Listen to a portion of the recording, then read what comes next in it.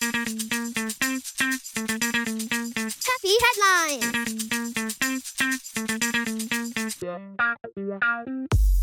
Hello, and welcome to Happy Headlines, the podcast that brings you exciting news stories from the UK and beyond. I'm Cassidy Bailey, and every week I'll be sharing fun and inspiring stories guaranteed to put a big smile on your face. From amazing artists to kind communities, jaw-dropping sports moments to mind-blowing science discoveries, there's so much good news to celebrate. The world is full of happy headlines just waiting to be shared. So get comfy, get curious, and let's dive in.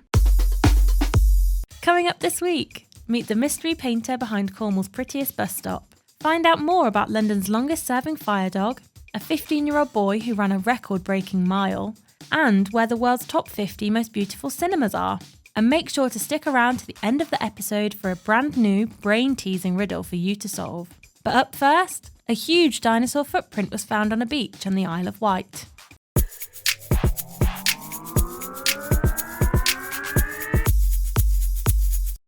Imagine this. It's early morning, you're walking by the sea, and bam, you spot a dinosaur footprint.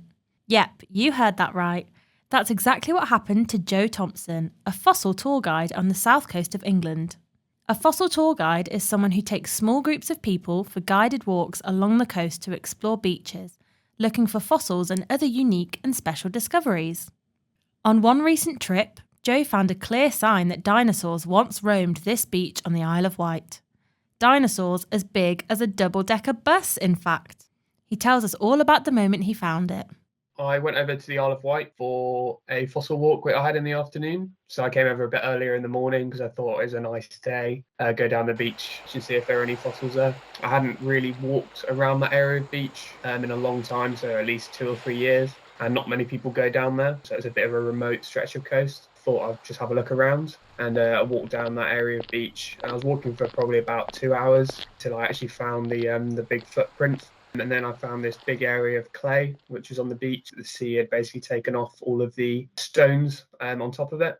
And there's this big purple object sticking out, which was the footprint. So a very remote area of coast, which not many people go down. So nobody's ever seen it before. Pretty awesome, right? But how did he know it was a dinosaur footprint? It's mainly the big 3 toes is the biggest giveaway. There are lots of kinds of dinosaurs with lots of different shaped feet. The most common are iguanodon, and they've got 3 very big wide toes. If you just see that kind of sticking out the ground with that lovely kind of foot shape, it's a very good telltale sign that it is actually a dinosaur footprint.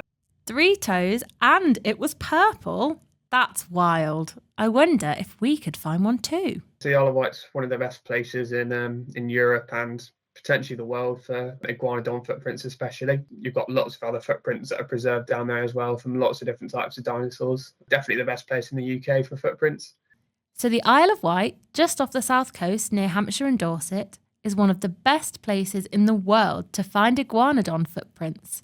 But wait, what is an iguanodon? Iguanodon was a very common dinosaur, and it lived about 130 million years ago on the Isle of Wight. That's the most common dinosaur there. So it probably makes out about 80% of the fossil dinosaurs you find down there. So a really, really common animal. They're absolutely huge. So they grew from roughly adult size, this is, are about 6 meters to 11 meters long. That's about the size of a double-decker bus. So absolutely huge things. So iguanodons lived 130 million years ago and were pretty friendly. Now that's a dinosaur I'd love to meet. Joe knows so much about fossils and dinosaurs, and that's because he's a paleontologist. That's someone who studies the history of ancient things, like dinosaurs, by looking at the things they left behind, like fossils. I wonder when Joe knew that this was the job he wanted to do. I started getting interested in paleontology and dinosaurs probably from the age of 5 or 6. My parents were quite a big factor in that, so taking me out to the beach to look for fossils. So looking for ammonites, which are tiny coiled shell-like animals, a bit like squid. They're preserved in a mineral called fool's gold, and they're very shiny, golden coloured, basically look like snail shells, but they're 200 million years old. So looking for those along the beach when I was a lot younger was the main thing that kicked me into this subject and this hobby. Thinking of going on your own fossil hunt? Joe's got some great tips to help you get started. The best thing to do is have a quick Google, a little search on the internet to see what fossils you can find in the area. If you don't manage to get a chance to do that and you just get down to the beach, a good thing to do is look for invertebrate fossils. So invertebrate fossils are soft-bodied animals. They're the most common fossil. So dinosaur bones are quite hard to come across in a lot of places, but soft-bodied animals like seashells, fossil seashells, ammonites, and other things with shells, they are a lot more common. So a lot of beaches where you can find dinosaur bones and other bones, you can find these soft-shelled animals. So that's a really good sign. Wow, Joe, that was amazing. You've totally inspired me to go exploring.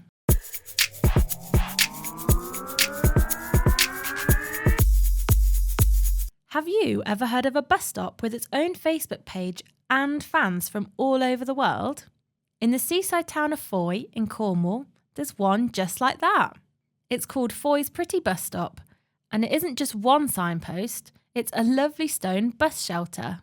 Artist Sarah Worne paints beautiful murals there, making it a must-see spot for visitors. We spoke to Sarah to find out how it all began. Jane, the lovely lady that started mysteriously painting the bus stop, I think she lived opposite the bus stop where there's a few houses, and so it's quite a boring view to look out at this stone building. So there would be some graffiti in it. I think that's what spurred her the first time to think, well, actually, I'm just going to go paint it. So she would just get up really early. I don't know where she got her ideas from, but then it became like a real talking piece because she painted it so early in the morning. But it certainly made it a much nicer thing to look at as you go into Fowey. It all started with Jane, who wanted to bring creativity to her community. Now, Sarah is keeping her amazing idea going. I wonder, which is their favourite theme they've done so far? It's really hard to choose. It's one of those things, as it's kind of almost the most favourite thing is the thing that's going on at the moment, like new shiny thing. That's the favourite thing to do. I did like All You Need Is Fowey Joy, which was like a Beatles inspired pop art rainbow that we did several years ago now. Wow, that's pretty cool to feature such a famous band on the bus stop. The Beatles have been loved by many people since the 1960s. One of their most famous songs is Here Comes the Sun, which is all about hope and brighter days. Kind of like what this colourful bus stop brings to the town. It really is something special. So how do the locals feel about it? When they see us starting a new design or painting over the last design, and then they'll come and start chatting with us, and they think that we're going to let them know what the next design is, and they'll always say, oh, what's it going to be next? And we say, oh, you'll have to wait and see. We like to drag it out. I think everybody is so pleased that we're actually still doing it, and so grateful that somebody took it on, and it is always looking really jolly and really fresh. Ah, how brilliant! The community loves it, and we do too. Sarah also shares some lovely advice for anyone who wants to get creative in their own neighbourhood. We are very lucky in Fowey because that bus stop is owned by the Fowey Town Council, so every town will have like a town council, and so it would be worth finding out what bits your town council owns. It may be like the benches in the park, and you may be able to be allowed to paint the benches. The only stipulation that we had from the town council was to make sure it was safe, but you don't have to take it too seriously. You have to abide by what your town council says, but you don't have to take it too seriously because it is fun. So remember, get permission, be safe, and have fun with it. And we just had to ask, could she give us any sneak peeks at future murals? So there may be a winter penguin scene one day. That's all I've got. I can't really say many surprises, but we've got lots of ideas. Penguins? So cute! We can't wait to see it. And we know there are lots more fans of the bus stop too.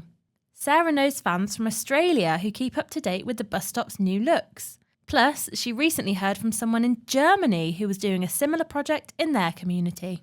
Someone in Germany, they actually meet as a community and have tea in there because it's their little spot. So I didn't realise this bus stop would be such an inspiration to other bus stops. Wow, I wonder where the next pretty bus stop will appear.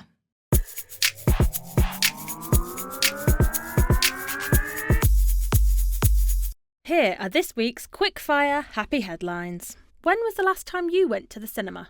I wonder if it's one of the cinemas on Time Out magazine's list of the top 50 most beautiful cinemas in the world. 7 of the spots on the list go to cities in England and Ireland, including Everyman Cinema in Bath, Stella Cinema in Dublin, and the Electric Cinema in London. And if you're wondering about the winner, well, that goes to Le Grand Rex in Paris, France. This cinema has nearly 3,000 seats for cinema goers and film fans. Would you like to go to the cinema in Paris? Meet Sherlock, London's longest-serving fire dog. He joined the London Fire Brigade at just 10 weeks old and has been working with them to sniff out clues for 12 years. And now, at 100 years old in dog years, he's retiring. Sherlock is a clever Cocker Spaniel who can sniff out flammable liquids like petrol to help firefighters find out how fire started. During his service, he even met royalty. His handler Paul says it's time for Sherlock to relax with lots of naps, walks and belly rubs. But don't worry, new fire dogs Simba and Smokey are ready to take over. New Zealand's Sam Ruth has become the youngest athlete ever to run a mile in under 4 minutes. And he's just 15 years old. This March in Auckland, Sam ran an incredible 3 minutes and 58.35 seconds, beating the previous record by 2 seconds. The 4-minute mile is legendary, and it was broken by English neurologist and middle distance athlete Sir Roger Bannister. Now, Sam Ruth's name is in the history books too. Could he be the next great middle distance champion? Now, who's ready for a riddle? Each week, we're asking you, our Happy Headlines listeners, a mind-boggling, thought-puzzling, brain-teasing riddle, and you'll have to come back and listen to the next episode to check if you got the right answer. First, let's hear from Lulu, aged 10, for the answer to the last episode's riddle. The riddle was, what is always in front of you but can never be seen? And the answer is, the future! How about that? Now, let's hear our brand new riddle. What 5-letter word becomes shorter when you add 2 letters to it? One more time. What 5-letter word becomes shorter when you add 2 letters to it? We'll reveal the answer in the next Happy Headlines episode. Want to hear your voice on the podcast? Just ask a grown-up to help you send in a voice clip with your best guess. You might get the chance to announce the correct answer in our next episode.